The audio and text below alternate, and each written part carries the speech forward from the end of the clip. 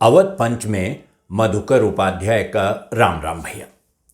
अभी 2 दिन पहले साहित्य अकादमी ने अपने राष्ट्रीय जो वार्षिक सम्मान होते हैं उनकी घोषणा की पूरी सूची जारी कर दी, जिसमें 22 भारतीय भाषाओं के लेखकों को सम्मानित किया गया। उसमें से जब वो सूची जारी हुई उसी के साथ ऐसा लगता है जैसे एक विवाद भी जारी हो गया। 21 भाषाओं में कोई विवाद नहीं हुआ, या कम से कम उसकी खबर दिल्ली तक नहीं पहुंची। लेकिन हिंदी में, एक भाषा हिंदी में तुरंत विवाद शुरू हुआ और वो अब तक थमा नहीं है, चलता ही जा रहा है। जितने लोगों ने तालियां बजाई होंगी साहित्य अकादमी के चयन पर और इस घोषणा पर, उससे ज्यादा बड़ी जमात उन लोगों की थी जिनकी त्योरियां चढ़ गईं। उनको लगा कि ये बिल्कुल अनर्थ हो गया, पाप हो गया जैसे। वो उन लोगों में तमाम ऐसे भी थे, और वो स्वीकार करते हैं इस बात को कि उन्होंने दया प्रकाश सिन्हा की प्रकाशित सम्मानित कृति को पढ़ा नहीं है, बल्कि वो तो कहते हैं कि उन्होंने दया प्रकाश सिन्हा का लिखा हुआ कुछ भी नहीं पढ़ा है। और साथ में तुर्रा ये कि वो कहते हैं कि हम उनको कभी पढ़ेंगे भी नहीं, क्योंकि हमारा मेयार कुछ ऊंचा है।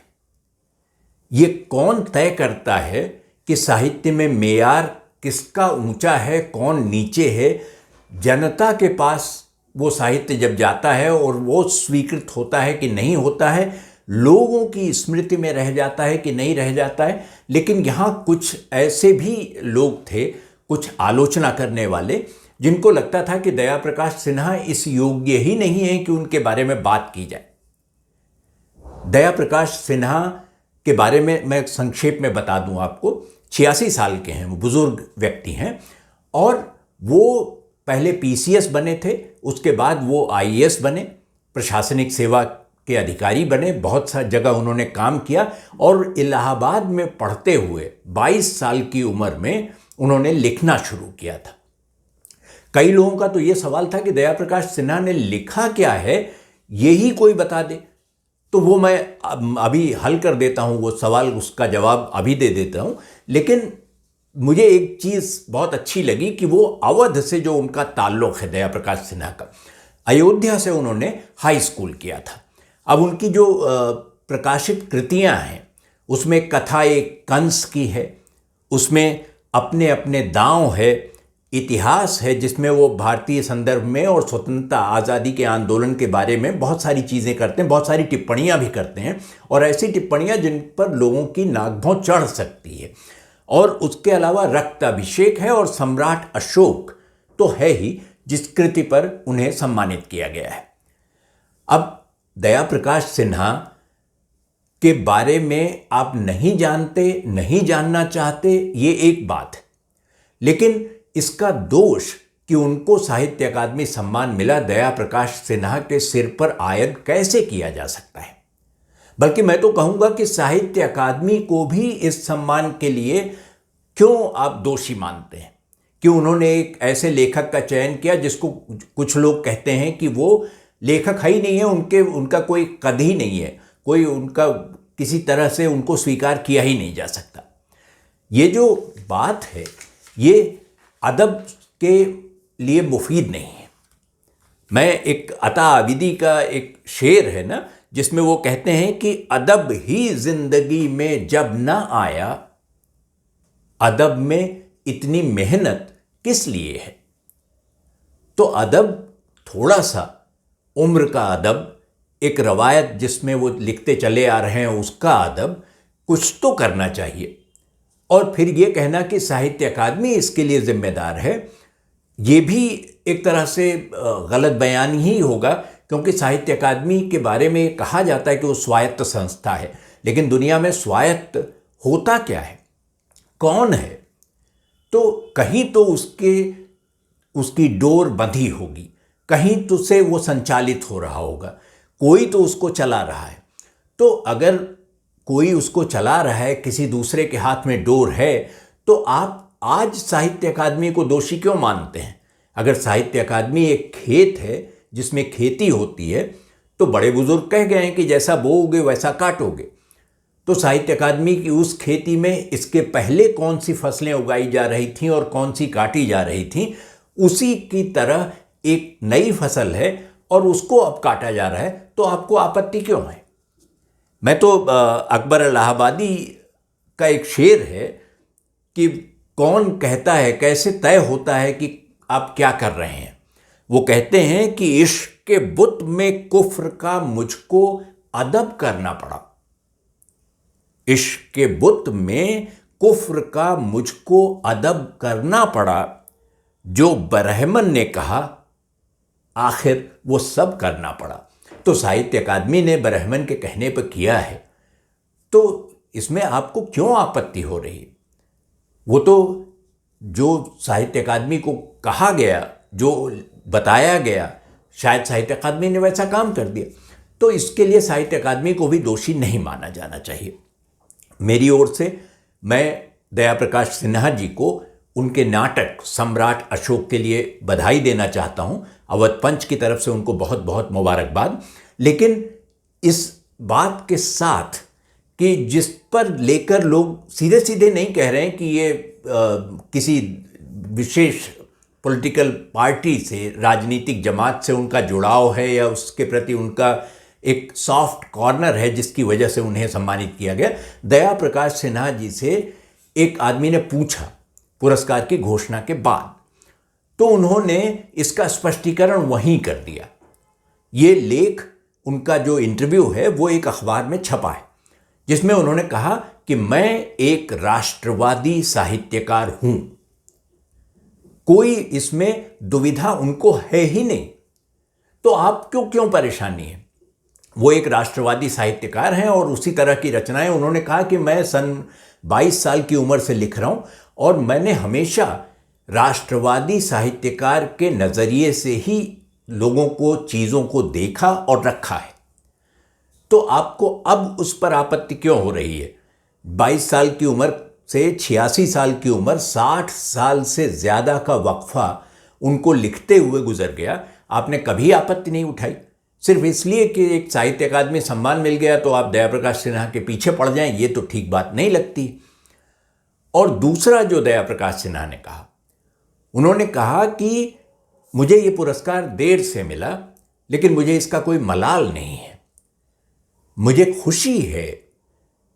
और उनकी खुशी किस बात में है? इसमें कि साहित्य अकादमी में एक नई परंपरा शुरू हुई है। उन्होंने शब्द का इस्तेमाल किया, नवाचार शुरू हुआ है साहित्य अकादमी में, कि जब राष्ट्रवादी लेखकों को सम्मानित किया जाने लगा है। उनका कहना था और उनका दावा है कि वो पहले राष्ट्रवादी साहित्यकार हैं जिनको साहित्य अकादमी ने सम्मानित किया है। इसके पहले वाले कौन थे? वो राष्ट्रवादी तो बिल्कुल नहीं रहे होंगे, अगर दया प्रकाश सिन्हा की बात माने तो पता नहीं और क्या थे। लेकिन अब पहली बार ये करेक्शन किया है साहित्य अकादमी ने अपने काम करने के ढंग में और राष्ट्रवादी साहित्यकार को सम्मानित किया है।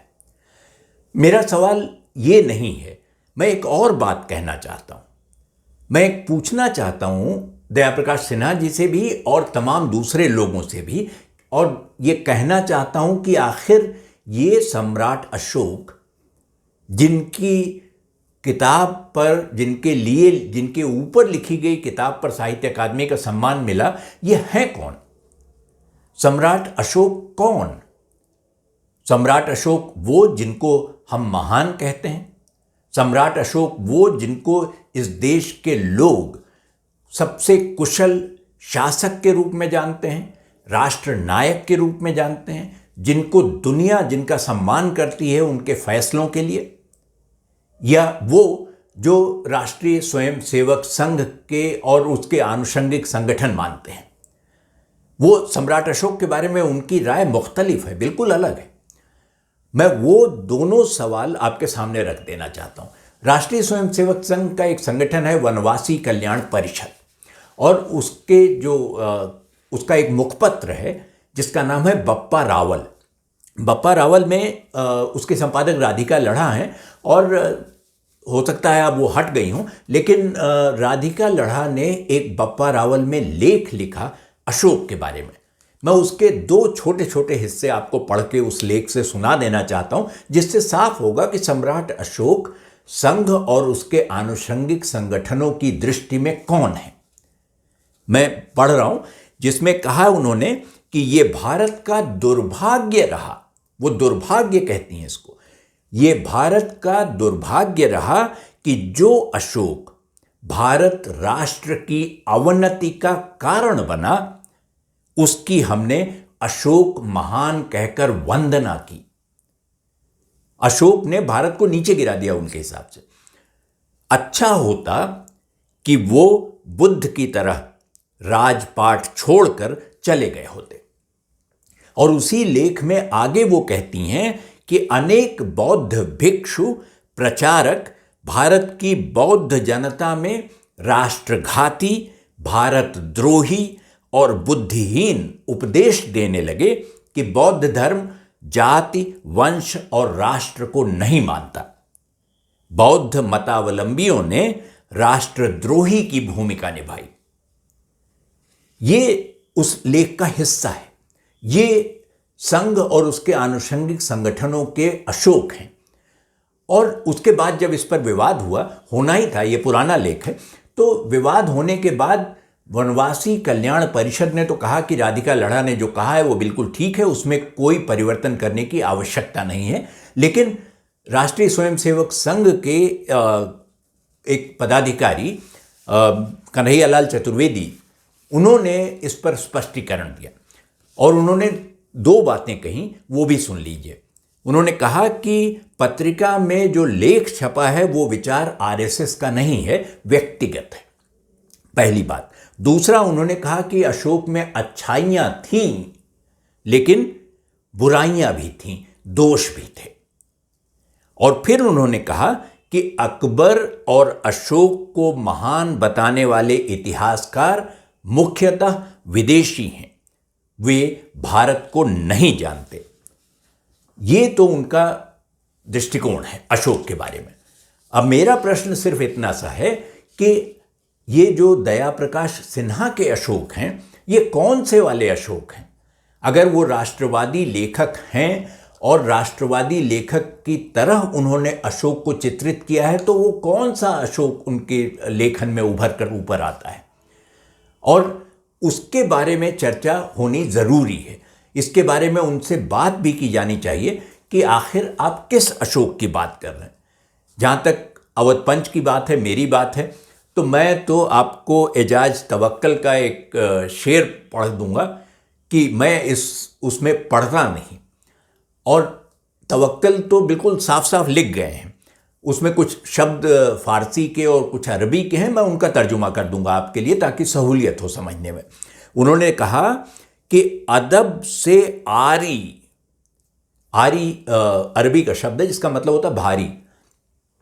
अदब से आरी दरिंदा सिफात लोगों में, अदब से आरी दरिंदा सिफात, दरिंदा सिफात फारसी है जिसका मतलब होता है खूंखार या निर्मम। तो अदब से आरी दरिंदा सिफात लोगों में, मैं बैठता ही नहीं वाहियात लोगों में। तो अवध पंच में इस अंक में इतना ही। अगले अंक में भेंट होगी, तब किसी और विषय पर चर्चा करेंगे। तब तक आप अवध पंच देखते रहिए और हमें लिखिए awadhpanch@gmail.com पर। आपकी प्रतिक्रियाओं का स्वागत रहेगा। तो अगले अंक में आपसे भेंट हो, तब तक के लिए राम राम भैया।